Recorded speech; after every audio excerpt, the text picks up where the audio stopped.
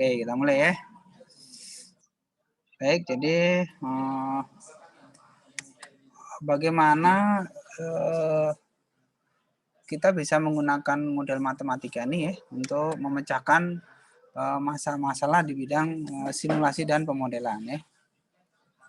Ini slide-nya bisa kamu download di e-learning ya. Jadi saya hanya nyampaikan globalnya aja ya. Detailnya nanti kamu bisa baca lagi di e-learning ya. Kamu download materinya terus kamu pelajari ya.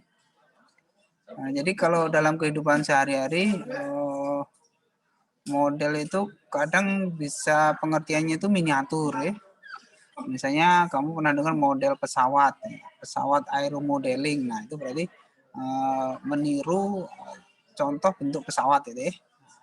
Ya kalau di orang-orang yang punya hobi itu, hobis itu dia bisa bikin pesawat yang mirip-mirip ya. Sebenarnya hanya sebuah model sebenarnya.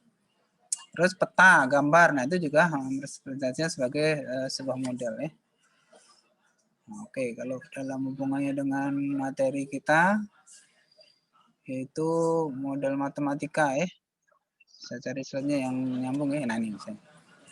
Jadi contoh kasusnya gini misalnya. Misalnya mutu lulusan sekolah dasar M bergantung atas beberapa faktor ya. Mutu lulusan itu bergantung dari beberapa faktor. Misalnya pertama guru, kemudian kualitas masukan kualitas masukan itu ya misalnya IQ anaknya misalnya itu ya. Kalau dites bisa ya kecerdasan anaknya ya. Kemudian relevansi kurikulum. Nah, tentu kurikulum juga mempengaruhi mutu lulusan ya. Bagaimana materi yang disampaikan di gurunya itu bagus tidak, nah itu pasti mempengaruhi lulusan ya. Kemudian juga sarana penunjang pembelajaran ya. Nah, ini dalam bentuk model matematik hubungan ini dapat ditulis dengan ini fungsi ya, nulis fungsi matematik ya. Kamu waktu SMA diajari fungsi ya. Variabelnya ada 4, berarti ini fungsi yang menyatakan 4 variabel yaitu X1, X2 dan X3 sampai X4 yang mempengaruhi mutu atau kualitas lulusan ya. Nah, misalnya dinyatakan dalam M gitu ya. Ini contoh cara merumuskan model matematik. Nah, nanti di bagian akhir kita akan uraikan juga contoh kasusnya ya. Terapannya sangat luas, bisa di bidang eksakta, di bidang teknik ya. Bisa juga di bidang sosial, ekonomi ya. Itu model matematika ini sangat luas terapannya ya. Nah, kalau dalam bidang eksakta nih contohnya ya, misalnya apa hubungan antara panjang lintasan ya, misalnya simbolnya S ya, panjang lintasan terhadap kecepatan V ya. V itu dari kata velocity ya, artinya kecepatan dan waktu. Nah, kalau waktu ini simbolnya T ya, dari kata time. Dari suatu benda yang bergerak. Nah, ini kalau dirumuskan kan kita pernah belajar fisika waktu SMP nih, bahwa jarak itu sama dengan kecepatan dikalikan waktu ya. Jadi kalau jaraknya S, kecepatannya V, waktunya T, berarti ini model matematika nih. Berarti model matematikanya, rumusnya adalah kalau kita bahasanya rumus ya. Pada mata kuliah kita berarti rumus ini disebut dengan model matematik gitu. Rumusnya yaitu hubungan tadi jarak, kecepatan dan waktu yaitu S sama dengan V kali T. Artinya jarak itu sama dengan perkalian atau hasil perkalian dari kecepatan dikalikan dengan waktu. Ini modelnya. Artinya dengan rumus ini kita bisa menghitung berapa jarak ya dari benda yang bergerak, diketahui kecepatannya dan diketahui jarak waktu bergeraknya gitu ya. Pasti kita bisa menentukan panjang lintasannya gitu ya. Itu contoh model matematik. Nah, klasifikasi model itu ada model teoritik, ada model mekanistik, ada model empiris. Nah, bisa dibacanya lebih detail sendiri ya. Kalau model teoritik digunakan bagi model yang diperoleh dengan menggunakan teori-teori yang berlaku. Kalau model mekanistik digunakan bila model tersebut diperoleh berdasar mekanisme pembangkit fenomena. Nah, jadi maksud pembangkit fenomena itu bisa variabel bebas tadi ya, X1 sampai X yang ke N gitu ya. Tiap objek variabel terikat ya, itu bisa dipengaruhi oleh beberapa variabel bebas. Jadi variabel X dan Y tadi yang kita bahas di slide awal tadi itu kadang variabel Y itu disebut dengan variabel terikat, sedangkan variabel X ini adalah variabel bebas. Ya. Artinya variabel yang mempengaruhi, jadi variabel bebas itu adalah variabel yang mempengaruhi variabel terikat gitu ya. Contohnya kamu misalnya makin apa misalnya, kalau kamu hubungannya dengan belajar tuh misalnya intensitas belajar misalnya. Intensitas belajar misalnya dihitung dari berapa lama dalam 1 minggu kamu membaca buku misalnya gitu ya. Jadi X-nya variabelnya adalah intensitas belajar. Terhadap variabelnya prestasi belajar ya. Prestasi belajar bisa diambil datanya dari IPK kamu misalnya. Pasti ada pengaruhnya ya. Intensitas belajar terhadap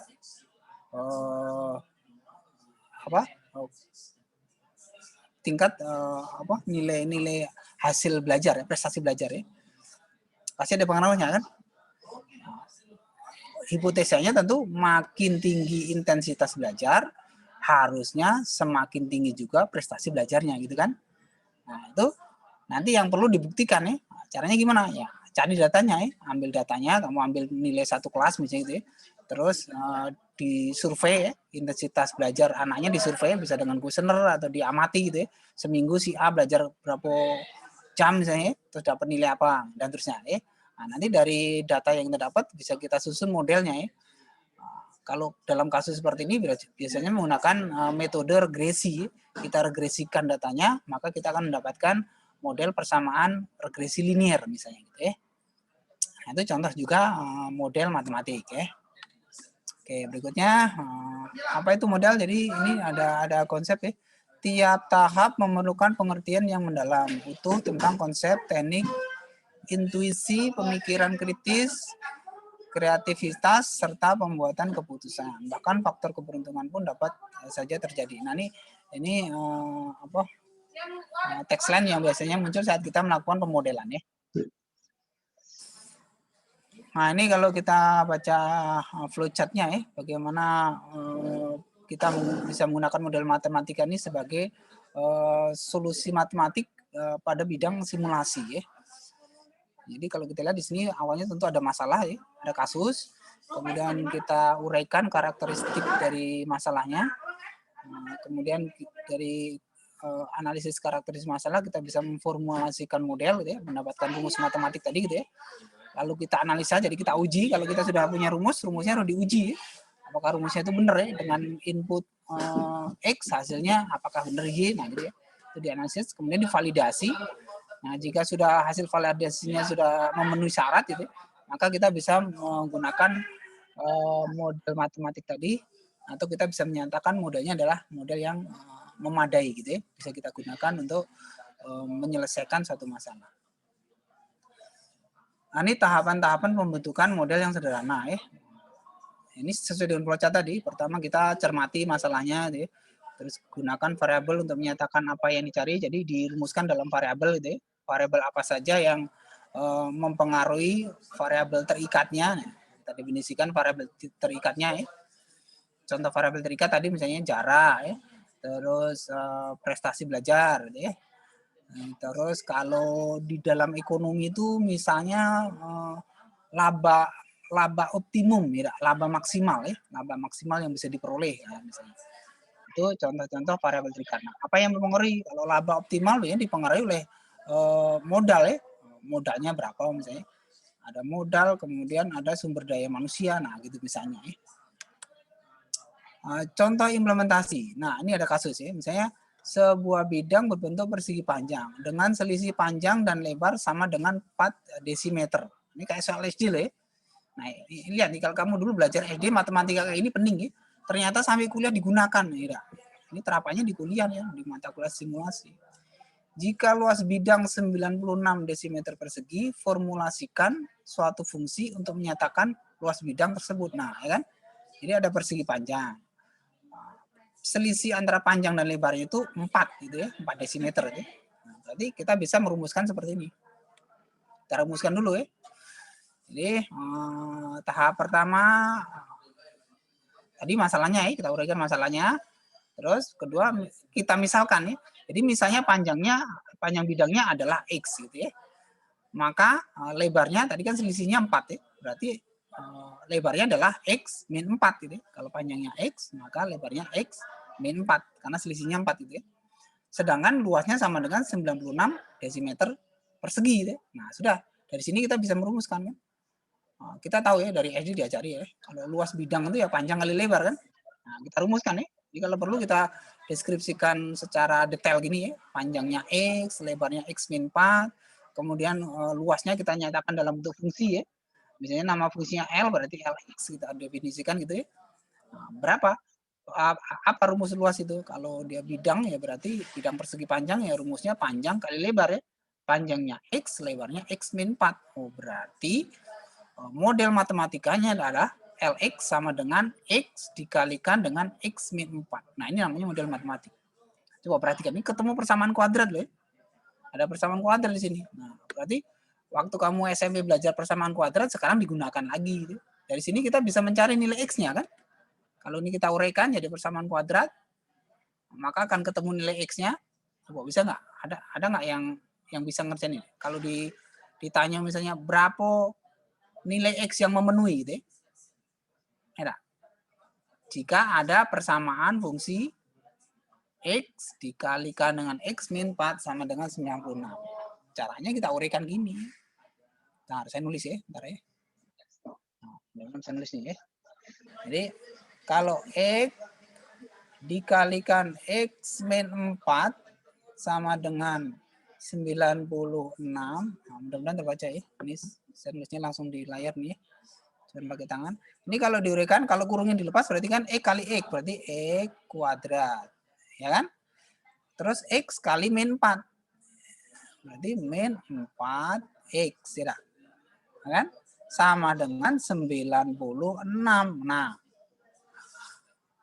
berarti kita bisa nyari X. Caranya gimana? Caranya difaktorkan. Ya. Difaktorkan. Berarti ini X kuadrat jadikan satu ruasnya 0 ya. Min 4X.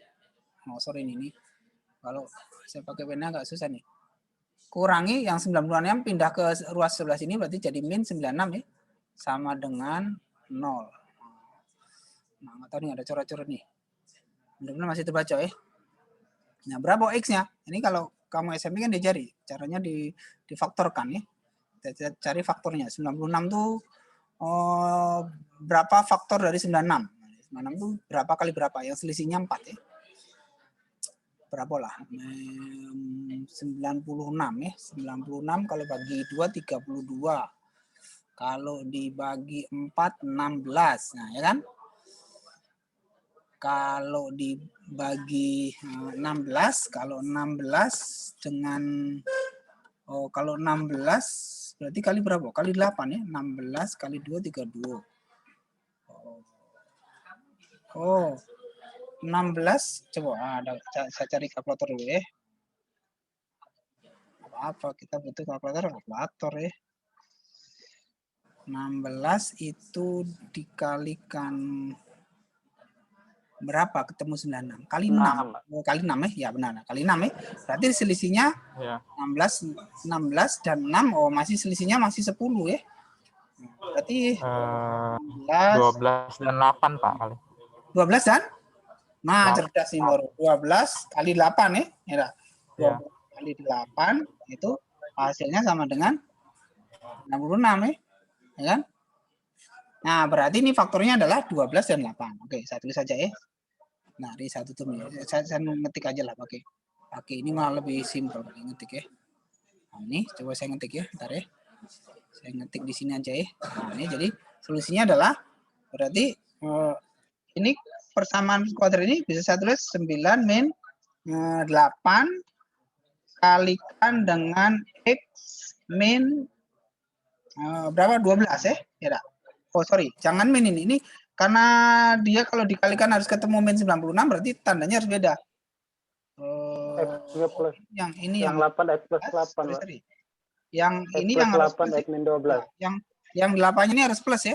Sorry ya. Ini harus plus ya. Plus. Ya ada. Nah, oke. Nah, ini yang betul. Matematika SMP harusnya bisa nih. Kenapa ini harus plus? Karena 8 kali X ini, jadi yang tengah kali tengah ya, ditambah pinggir kali pinggir, X kali min 12, itu jumlahnya harus sama dengan min 4X. Tidak? Pasti ingat lah waktu SMP. Ini artinya apa? Ini ketemu berarti Ini artinya berarti X plus 8 sama dengan 0, berarti X-nya sama dengan min 8. Atau X min 12 sama dengan 0, berarti X-nya sama dengan 12. Nah, ada dua nih X. Coba mana yang dipakai? Min 8 atau 12? Siapa yang bisa jawab? Coba. Catat ini namanya sudah. Siapa yang bisa jawab?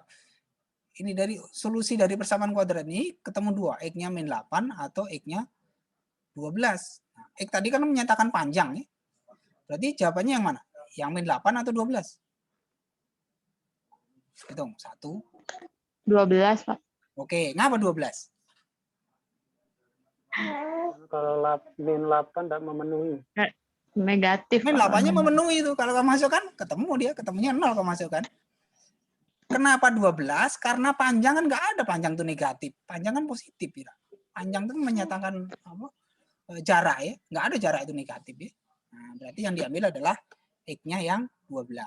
Nah, ini contoh menggunakan model matematika ya untuk menyelesaikan solusi dari permasalahan matematis ini gitu ya. Nah, oke, ngerti ya sampai sini ya? Nah, kita lihat lagi contoh lain yang lebih meningkat lagi ya, lebih kompleks lagi. Nah, kalau kita rumuskan langkah menyelesaikan masalah simulasi ini dengan model matematik seperti ini ya. Nah, ini bisa lah dibaca sendiri ya. Nah, contoh lain yang lebih keren ini contohnya. Ya, saya punya kasus lagi di sini. Ada kasus lagi, contohnya langsung di bagian akhir. Detailnya kamu bisa baca sendiri lah ya, yang belum sempat kita bahas ya. Nah, ini kalau mau membuat model regresi ini ya. Nah, ini contohnya nih. Nah, oke. Saya hapus dulu nih ya. Saya mau hapus ini dulu, saya clear mana. Clear all drawing. Oke, sip. Nah, nih ada kasus ya. Nah, kasus yang kedua nih sekarang ya, sebidang tanah luasnya 30 meter persegi. Akan ditanami 50 pohon jeruk dan apel. Nah, jadi jumlah pohon yang mau ditanam pada sebidang tanah 30 meter persegi tadi adalah 50 batang pohon ya. Dengan ketentuan setiap satu pohon jeruk memiliki atau memakan tempat 1 meter persegi. Nah, sedangkan pohon apel membutuhkan tempat setengah meter persegi saja. Nah, ya. Nah, kita misalkan nih caranya, jeruknya X, apelnya Y. Nah, misalnya itu. Jadi X-nya 1, Y-nya setengah. Nah, begitu. Setelah 5 tahun, setiap pohon jeruk menghasilkan Rp20.000 dan Rp15.000 apelnya. Deh. Jeruknya menghasilkan Rp20.000, apelnya Rp15.000. Nah, ini ketemu model matematik ya untuk mendapatkan laba optimum ya, keuntungan yang optimal gitu ya. Nah, pertanyaannya adalah berapa pohon tiap jenis harus ditanam agar pada panen nanti didapatkan uang sebanyak-banyaknya. Ini soal matematika SMP loh, kalau kamu ingat-ingat ya. Mencari ini SMA lah, program linear ini, SMA nih. SMA sudah dapat lah. Atau kalau di kuliah nih mata kuliah program linear ya. Jadi terapannya di simulasi ada ini. Nah, bagaimana cara mencari solusi dari permasalahan ini? Perhatikan ya. Langkah pertama, kita tentukan variabelnya dulu. Jadi dari kasus cerita yang panjang ini, kita susun variabelnya ya. Dalam bentuk tabel gini boleh gitu ya. Jadi misalnya untuk pohon jeruknya kita misalkan variabel X. Sedangkan pohon apelnya kita misalkan Y gitu ya. Maka kita bisa merumuskan 1X ditambah setengah Y sama dengan 30. Itu kapasitas tanahnya ya, kalau dilihat dari kapasitas tanahnya. Sedangkan X ditambah Y, jadi banyaknya pohon jeruk ditambah banyaknya pohon apel sama dengan 50. Tadi kan semua pohonnya ini ada 50 ya. Nah, sedangkan pendapatan optimalnya adalah Rp20.000 tadi ya, Rp20.000 tadi ditambah dengan Rp20.000 untuk jeruknya, berarti ditambah dengan Rp15.000 untuk apelnya. Pertanyaannya bagaimana cara menyusun model matematiknya Oke, ini kamu bisa baca di slide. Jadi bisa juga kita tulis ini lebih rapi seperti ini gitu ya, dalam bentuk tabel ya. Oke.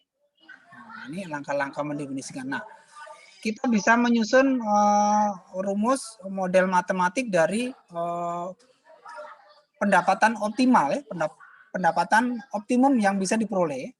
Nah, dari tadi data bahwa apelnya bisa menghasilkan Rp20.000, sedangkan jeruknya Rp20.000 dan sedangkan apelnya Rp15.000, berarti kita bisa nyusun persamaan F maksimum, ya.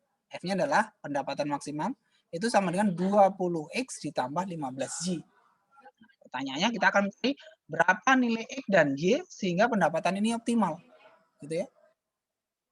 Jadi berapa pohon jeruk harus ditanam dan berapa banyak pohon apel harus ditanam, gitu maksudnya, supaya pendapatannya optimal. Nah, cara ngitungnya gimana? Cara ngitungnya gini. Lihat ya, kita bikin persamaan ya. Persamaan untuk kebutuhan tanah tadi, untuk nanam tadi ya, luas tanahnya ini adalah X ditambah setengah Y harus kurang dari 30, karena luas tanahnya 30 meter persegi gitu kan. Sedangkan banyaknya pohon X tambah banyaknya pohon Y harus maksimal sama dengan 50, karena banyaknya pohon tadi ada 50 gitu ya. Itu kita rumuskan ini. Terus kita gambar secara grafis ya. Nah, kalau kamu punya dua persamaan seperti ini ya, waktu SMP kan kita bisa menentukan titik potong nih. Titik potong X dan Y yang memenuhi dua persamaan ini apa? Bisa kita hitung. Caranya gini. Nah, ini caranya untuk menentukan ini mana tadi ya?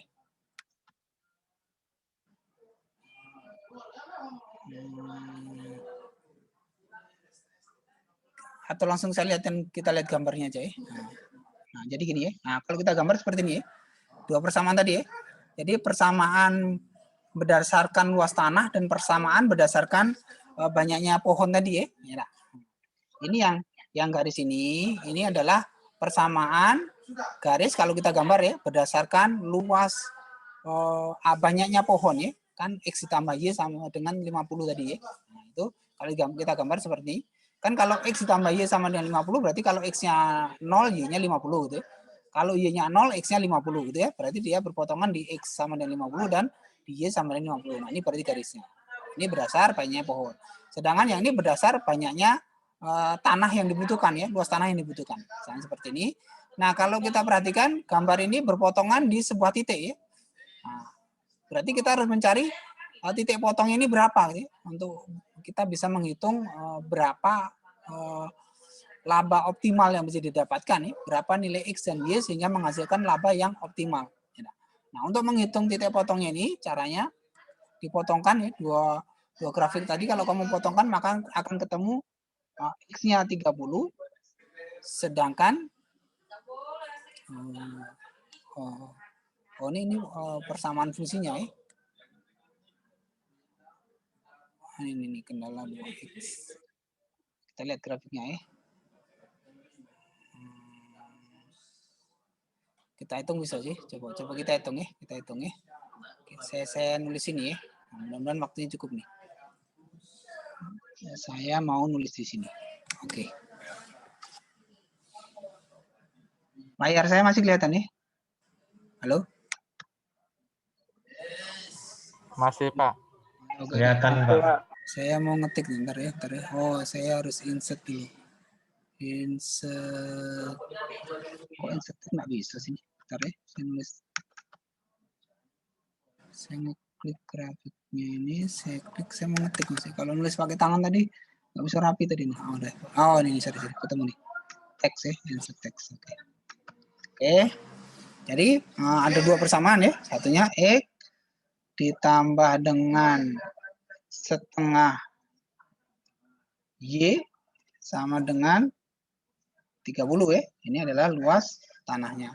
Sedangkan yang satunya X ditambah Y, banyaknya pohon. X ditambah banyak pohon Y harus sama dengan 50.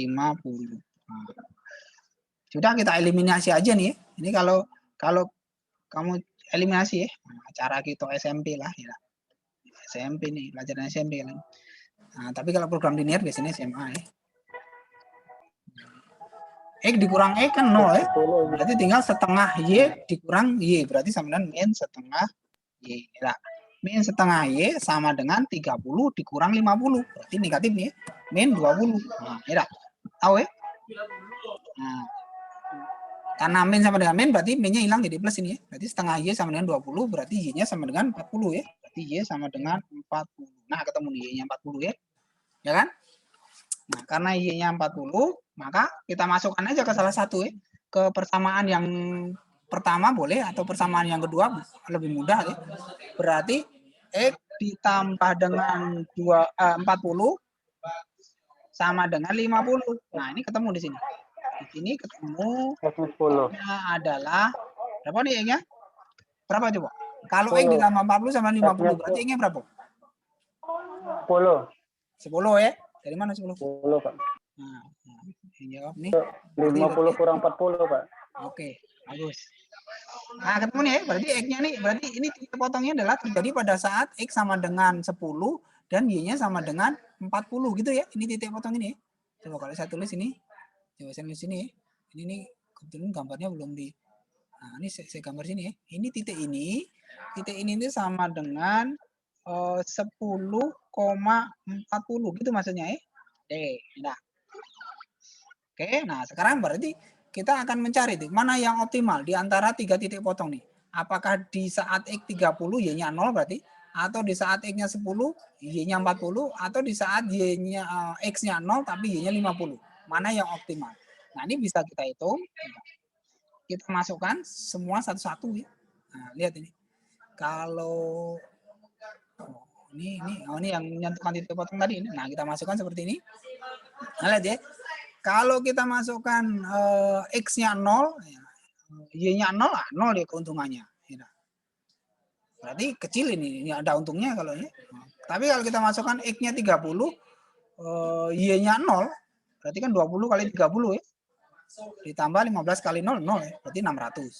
Nah, kalau kita masukkan yang X-nya 10, Y-nya 40 tadi, berarti 2 kali 10 ditambah 15 kali 40, ketemunya 800. Nah, inilah yang paling besar nih. Ya kan, di antara 0, 600, 800, 750 kan yang paling besar yang C ini ya. Oh, berarti kita bisa menyimpulkan pada kasus kita ini adalah keuntungan optimal akan diperoleh apabila pohon yang ditanam ya, X-nya yang ditanam, pohon apa tadi? Jeruk ya, jeruk sama apel ya. Jeruknya ditanam sebanyak 10 batang, X-nya 10. Dan apelnya ditanam sebanyak 20 batang, 20. Nah, ini contoh kasus pada pemodelan matematika. Oke, sampai di sini ada pertanyaan? Slide-nya bisa di-download sendiri. Oh, ada 9 yang boleh jadilah. Kalau ada pertanyaan boleh. Hidup di sini. Ada nggak pertanyaan? Nah, tinggal 10 menit nih kita bilang. Kita lihat tugasnya ada pertanyaan. Oh, sorry. You cannot minimize when you are recording. Oh, gitu. Oke. Tugas kamu apa tugas kamu? Tugasnya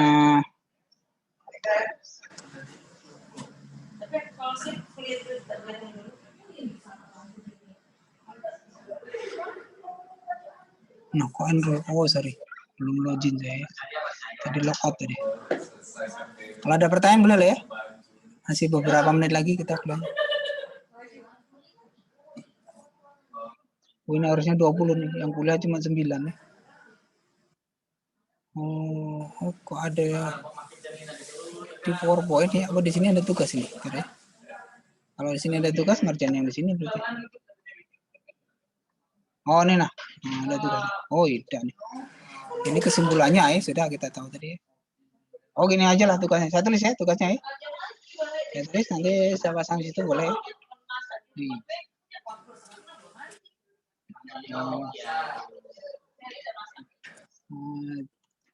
Jika ada dua persamaan linear, langsung aja saya potong ya. Ini kayak kasus yang terakhir tadi ya. Nah, yaitu persamaannya misalnya X ditambah 1/4 Y sama dengan 200 misalnya. Sedangkan X ditambah dengan Y sama dengan 300 misalnya. Pertanyaannya, selidiki ya. Selidiki dan tentukan nilai optimal ya atau maksimalnya ya, maksimalnya dari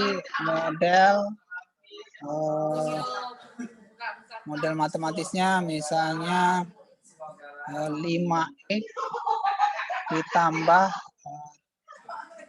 35Y. Nah, misalnya gitu. Nah, silakan di screenshot ini nanti untuk mengerjakan tugasnya. Oke, kalau nggak ada pertanyaan, kuliah kita sampai di sini. Ketemu di pertemuan selanjutnya ya. Jangan lupa mengupload semua tugasnya. Siapa yang rajin upload tugas sama tidak pasti beda nilainya ya. Sampai ketemu. Assalamualaikum warahmatullahi wabarakatuh. Waalaikumsalam Waalaikumsalam warahmatullahi warahmatullahi wabarakatuh. wabarakatuh.